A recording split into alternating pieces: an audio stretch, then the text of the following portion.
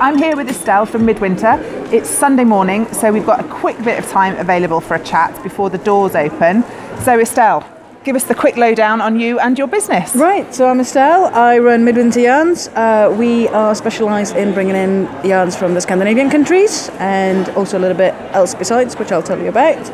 And that's it. That's it. So you sell through a website. You don't have your own shop. No, so we don't have our own shop. I sell through a website through midwinteryarns.com, and we do a lot of shows. Yeah. So we'll go to the opening of an envelope. So you'll see us quite a lot around the country. So yes, Wonderwool now, which is sort of where everything started. Yeah. And next up, sort of Woolfest and all the kind of usual suspects. Yeah, so I'll put links to Estelle's website down below so you can find everything there. Do you have on your website where you'll be throughout the year? Yes. Yeah. Excellent. So if you're interested in finding it, you can go and have a look at that. So you're not from round these parts? No. Where are you from and how did you end up here? I am from southern Sweden. Via many roundabouts through Europe, I ended up in the UK, in Cambridge, to study. What did you study? Communication. Okay. I can't tell you a single thing that really useful. Learned, but apparently maybe it permeates through use of social media and marketing eventually. But okay. Hopefully. I then moved to London, studied interior design. Did you? I didn't know that. Yes, I was a kitchen drawer for a number of years. Wow. And I eventually moved to Wales. I'd met Mark before. Some of you might have met Mark at shows. Obviously my husband, and so after about 7 years in London, we thought it's time to move on. That's quite a change. London to Wales. London to Wales. Because you were just outside Magor, weren't you? Were you outside Magor when you lived in Wales? Caerphilly. Caerphilly, okay. Just outside Caerphilly.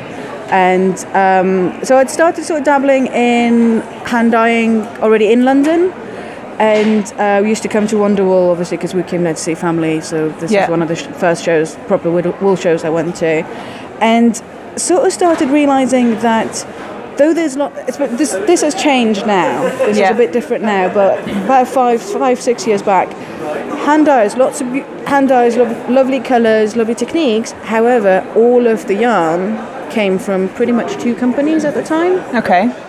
And so I wanted to work with a different material, which then led me to kind of look back to my native Sweden and see what we had there. And then discover there's all these companies that don't market themselves abroad at all, and people don't know about these lovely wools that we have in Sweden. And so it's sort of... You found your niche there? I found my niche there, and I left the hand dyeing to people who do it more professionally than me.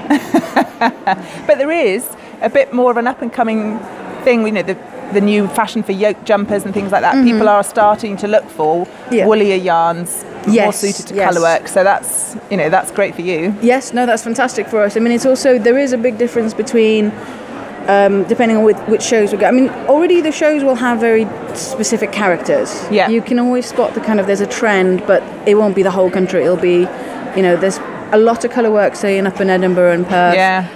A lot more sort of shawls and silky things down south. Really? Yeah. The fancy southerners. The fancy southerners.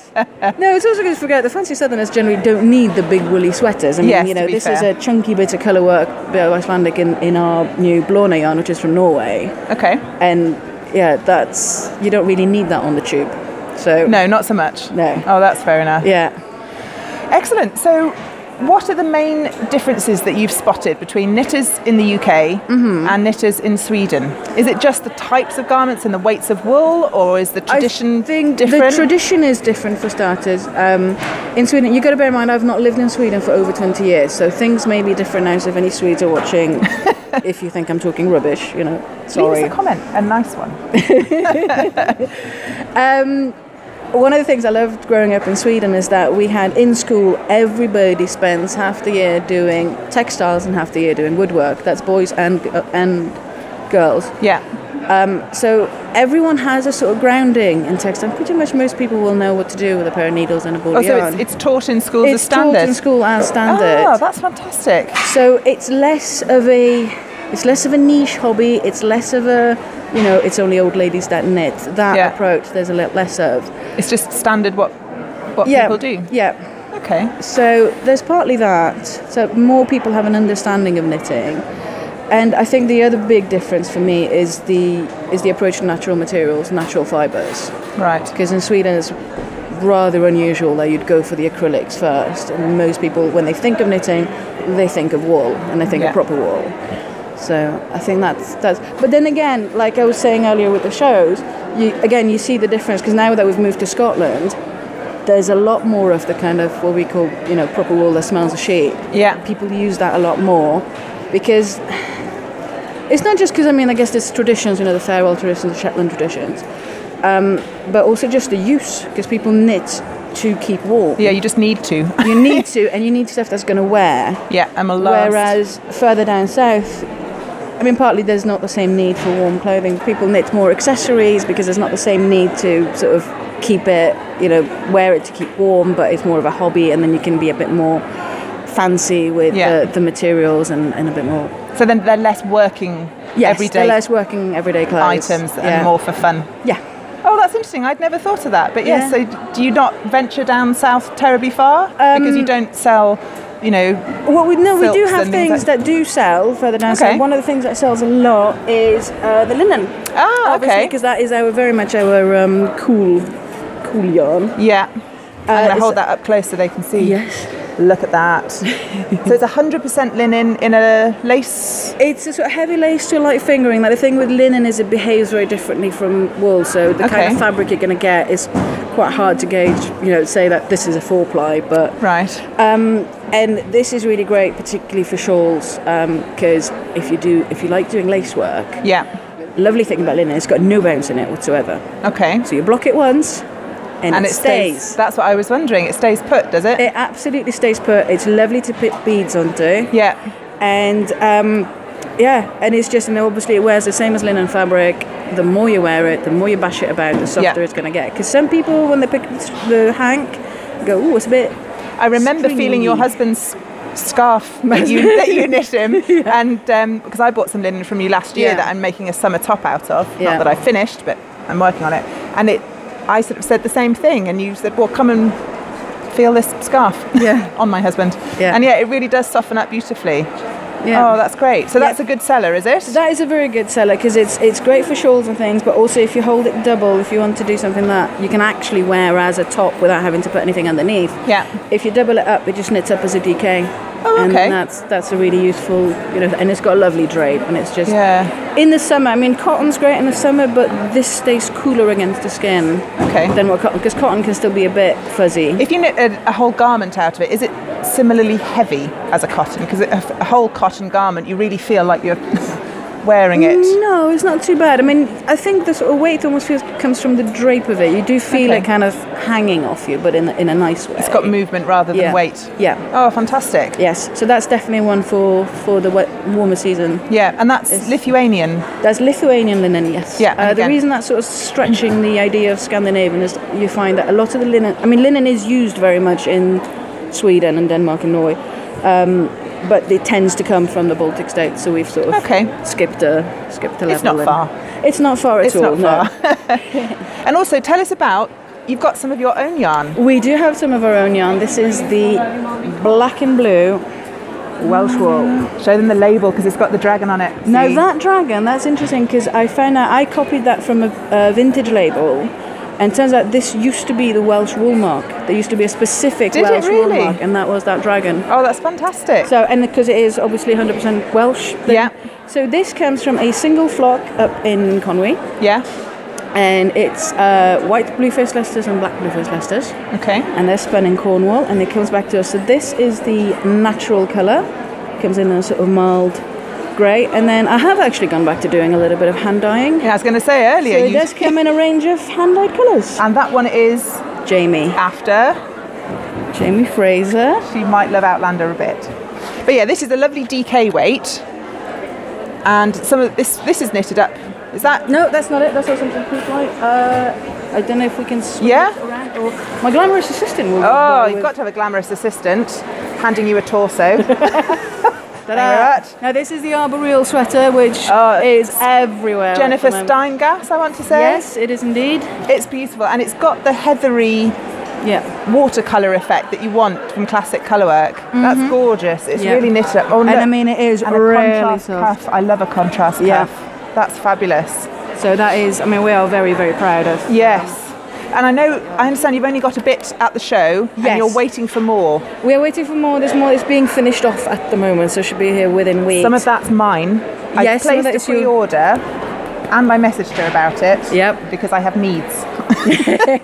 Yes. So, and I think what's particularly lovely that we did have a little bit extra to bring to Wonderwool is that 2 summers ago, when we started working on this yarn with this particular breeder, we came to the Royal Welsh and those particular sheep were in this particular hall. Were they really? Yes, so this has gone sheep to yarn at Wonderwool. And all the way back home again? And all the way back home again. Because I know you sold out of everything that you took up to Edinburgh, didn't you? It just went on the first day? On the first day. 20 kilos of it disappeared on the first day. Did you have lots of people coming up disappointed on days 2 and 3 going, where's the yarn? Yeah.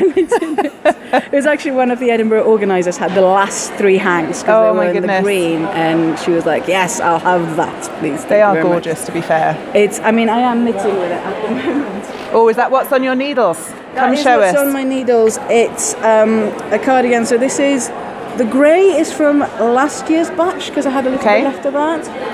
And the colours are whatever I could rescue, so tangled hanks, colouring mishaps. That's pretty much what I get to knit with. Oh, because that's all we had left. Stripes. So big chunky stripes on the cardigan. That's fab. So there's going to be that, and there's going to be a bit of the faded sea colour coming into that afterwards. Oh, nice. Look, let's wave the contents of your bag. Do you see all the colours in there? Gorgeous. Yes, so, and that's going to be my cardigan for wearing at shows. Yeah. The other thing I wanted to mention is the Kate Davies Carbeth jumper and cardigan is very popular at the moment, and I know you've got some yarn that would be perfect because I've sent a few people over your way. Yes. And so what have you got that would be good for that? So this is... I'm going to move my camera around because you've got a red one that you knitted. Look. Yep. There's a Carbeth cardigan. And it's also the same yarn as that I'm wearing. Okay. Which is really lovely because it's a sort of thick thickness. Just checking that I'm still on camera. Yeah, right. But it's quite a lot softer. Is it? Yes. Excellent. It's lovely against, because I've only got short sleeves underneath here and it's absolutely fine on bare skin. So yes, this is Blorna. This is one of our latest editions. Say that again. Blorna.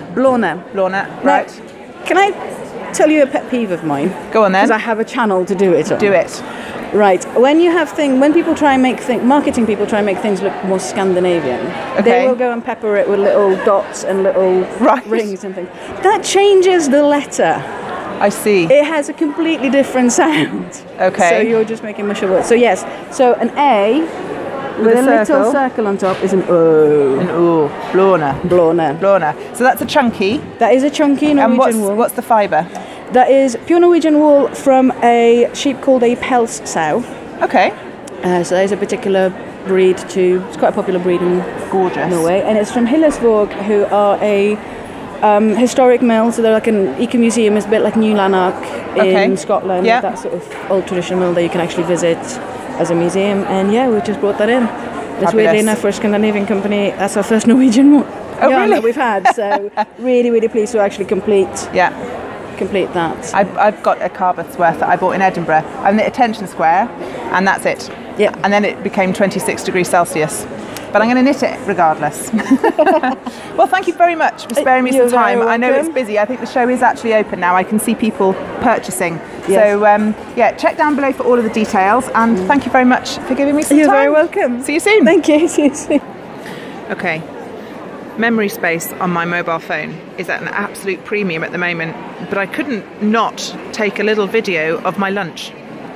Now, because I'm working for Jenny on her stand, she very kindly buys my lunch. And she said to me, I'm going to go and buy us some lunch. What do you want? And I said, I don't care, as long as it hasn't got cucumber in it. And so she has brought me back a bread bosom. You've bought me a bread bosom, complete with nipple on the top. Now, she tells me it's Polish hunter's stew. But actually, it's a massive tit. So there you go. That's what I'm having for lunch. It's the end of Wonderwool, which always makes me a bit sad. I did, however, find the last Welsh cake. So Jenny's gone to get the car and bring it round. And I am guarding all our piles of stuff Excuse me. There it all is, look. Everyone's packing up to go home. It's been a really good show. Like I've said before, it's our favourite. We always enjoy it. Met some lovely people. And I will be back in a couple of weeks. I'm not sure if it'll be a normal episode or if it will be when we are off up to Woolwich Junction 13 in Staffordshire in a couple of weeks. But I'll let you know. I just wanted to leave with a photograph of the last bits of yarn that I bought. I bought 4 skeins of Shetland Spindrift to knit a sheep carousel tea cosy by Kate Davies, and 1 skein of blacker yarns in the Llanwenog, which is a Welsh breed of sheep in a lovely cream colour, that I'm just going to use for a bit of sampling, getting to know some lovely Welsh wool.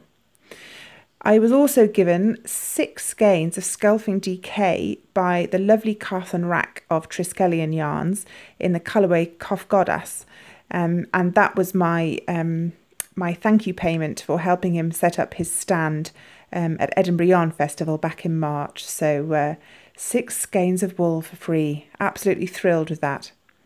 I hope you enjoyed my vlogs and the interviews. And as I said before, I will be back hopefully in a couple of weeks with my next episode. Thank you ever so much for watching. Bye.